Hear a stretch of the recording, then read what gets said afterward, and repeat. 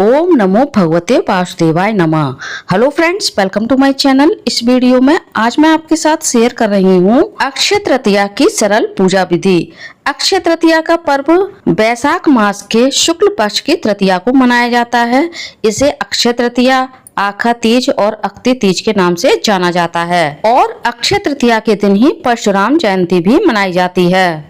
अक्षय तृतीया को किए जाने वाले दान पुण्य का कभी भी क्षय नहीं होता है। चलिए आइए देख लेते हैं अक्षय तृतीया की पूजा हमें किस प्रकार से करनी चाहिए। जिस जगह हम अक्षय तृतीया की पूजा करेंगे उस जगह को अच्छे से साफ करके वहां एक हम चौक मार लेंगे। ये चौक आप आटा से, हल्दी से या फिर रंगोली वाले कलर से भी मार सकते हैं। चौक में आप अष्टदल कमल बना ले या फिर स्वास्तिक का चिन्ह बना ले या फिर अपनी इच्छा के अनुसार कोई सुंदर सी रंगोली भी बना सकते हैं। किसी भी पूजा में आटा से और हल्दी से चौक मारना शुभ माना जाता है। अब हम इस चौक के ऊपर एक लकड़ी की चौकी या पाटा रखेंगे। पाटे पर हम पीला या फिर लाल वस्त्र बिछा लेंगे, क्योंकि अक्षय तृतीया को विष्णु भगवान के साथ साथ माता लक्ष्मी जी की भी पूजा की जाती है। तो आप दोनों में से कोई भी कलर का वस्त्र चौकी पर बिछा सकते हैं। अब हम फूलों का आसन देते हुए भगवान गणेश की चौकी पर स्थापना कर लेंगे। उसके बाद हम फूलों का ही आसन देते हुए अपने कान्हा जी यानी लड्डू गोपाल को भी चौकी पर विराजित कर लेंगे। इस दिन से कान्हा जी की चंदन यात्रा शुरू हो जाती है। तो मैंने अपने कान्हा जी को चंदन का लेप लगाया है। चंदन शीतलता प्रदान करता है और इस दिन हम कान्हा जी को वस्त्र नहीं पहनाएंगे। कान्हा जी का हल्का सा श्रृंगार करेंगे ताकि हमारे कान्हा जी को शीतलता मिलती रहे। अक्षय तृतीया के दिन से ही बांके बिहारी मंदिर में बिहारी जी के चरण दर्शन कराए जाते हैं। उनका चंदन श्रृंगार किया जाता है।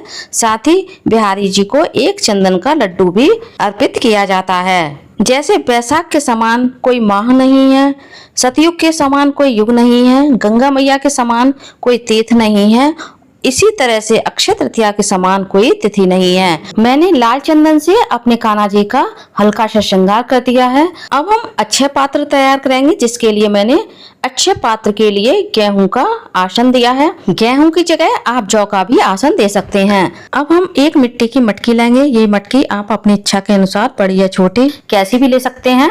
मटकी के कंठ पर हम मौली बांध देंगे और मटकी पर हम एक चंदन से स्वास्तिक का चिन्ह बनाएंगे। स्वास्तिक का चिन्ह कैसे बनाना है ये हम सभी जानते हैं, इसलिए मैंने वीडियो में स्वास्तिक बनाकर नहीं दिखाया है। अब हम मटकी में पहले गंगा जल डालेंगे, उसके बाद मटकी को हम कंठ तक शुद्ध जल से भर देंगे। अब हम मटकी में थोड़ी सी शक्कर, गुड़ या फिर मिश्री डालेंगे। उसके बाद थोड़ी सी हम चने की दाल भी डाल देंगे। अब हम इस मटकी को सरवा से यानी मिट्टी के ढक्कन से ढक देंगे। इस सरवे में हमें थोड़ी सी चीनी, जौ या चने की दाल रखनी है। इसके बाद हम मटकी को जो हमने गेहूं का आसन तैयार किया था उसके ऊपर स्थापित कर देंगे। अब हमें इस मटकी के ऊपर कोई भी मौसमी फल रखना है, जैसे आम, खरबूज, तरबूज, खीरा, ककड़ी, आप कुछ भी रख सकते हैं। इस तरह से हमारा अक्षय पात्र तैयार हो जाता है।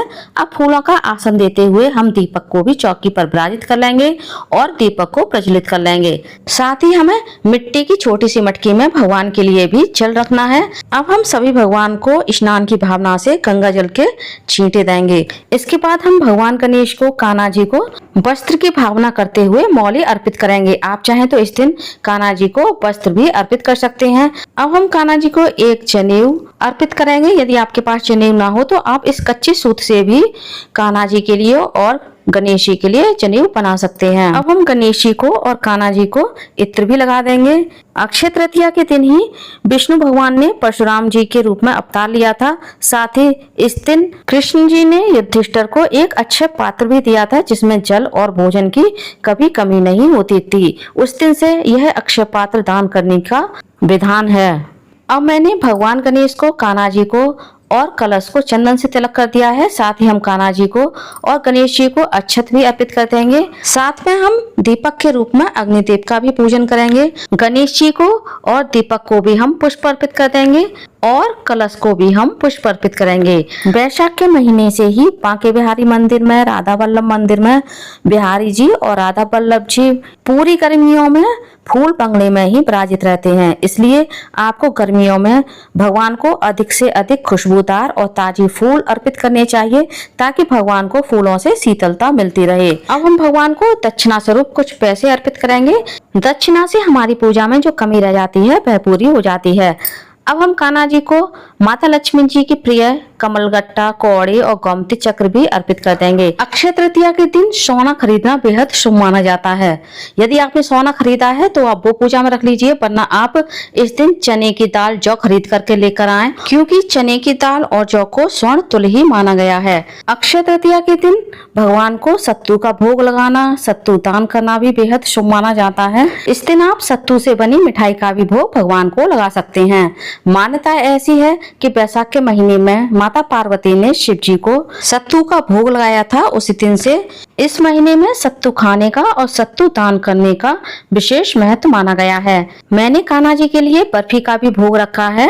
गणेश जी के लिए मैंने अलग से भोग रखा है। अब हम कान्हा जी को तुलसी अर्पित करेंगे। साथ ही हमने भोग में जितनी भी चीजें रखी हैं सभी में हम तुलसी दल डालेंगे। भगवान गणेश के भोग में हम तुलसी नहीं डालेंगे। अब हम गणेश जी को दूर्वा अर्पित करेंगे। जैसे तुलसी विष्णु भगवान कान्हा जी को बहुत प्रिय हैं, उसी तरह से गणेश जी को दूर्वा बहुत प्रिय है। जैसा कि मैंने बताया, बांके बिहारी मंदिर में बिहारी जी को अक्षय तृतीया के दिन चंदन का लड्डू अर्पित किया जाता है। और हमारे कान्हा जी भी बिहारी जी हैं, तो हमें भी अपने घर पर इस दिन कान्हा जी को एक चंदन का लड्डू अर्पित करना चाहिए। चंदन के लड्डू में भी आपको तुलसी दल अवश्य रखना है। अब हम भगवान को मौसमी फलों का भोग अर्पित करेंगे। आप फलों में केला, ककड़ी, खरबूज, तरबूज, आम कुछ भी ले सकते हैं। आप चाहे तो इन सभी फलों का भोग लगा सकते हैं, वरना आप इनमें से किसी एक फल का भी भोग भगवान को लगा सकते हैं।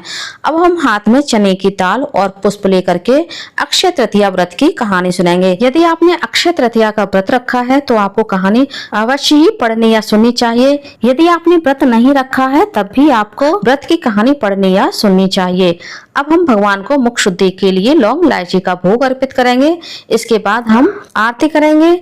मैं घी के दीपक से आरती कर रही हूँ, आप कपूर से भी आरती कर सकते हैं। पहले हम गणेश जी की आरती करेंगे, उसके बाद हम कान्हा जी की आरती करेंगे। आरती के बाद हम भगवान को आरती देंगे। उसके बाद हम भगवान के चरण स्पर्श करके उनसे आशीर्वाद लेंगे और पूजा में हमसे जो भी गलती भूल चूक हुई हो उसके लिए हाथ जोड़ करके क्षमा मांगेंगे। अब हम स्वयं भी आरती लेंगे और परिवार के सभी सदस्यों को भी आरती देंगे और जल फेर करके आरती की अग्नि को हम शांत करेंगे।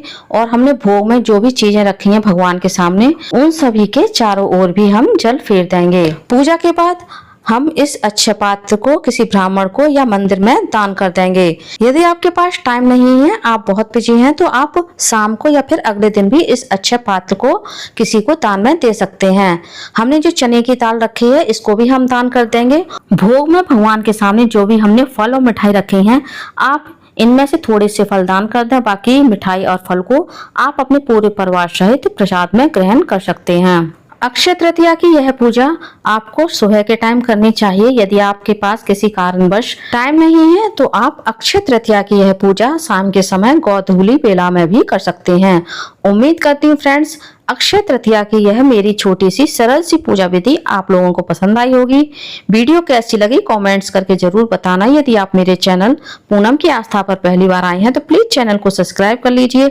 वीडियो को ज्यादा से ज्यादा लाइक कीजिए, शेयर कीजिए, साथ ही बेल आइकन को प्रेस कर दीजिए ताकि हमारे आने वाली सारी लेटेस्ट वीडियो की नोटिफिकेशन आप लोगों को टाइम से मिल सके।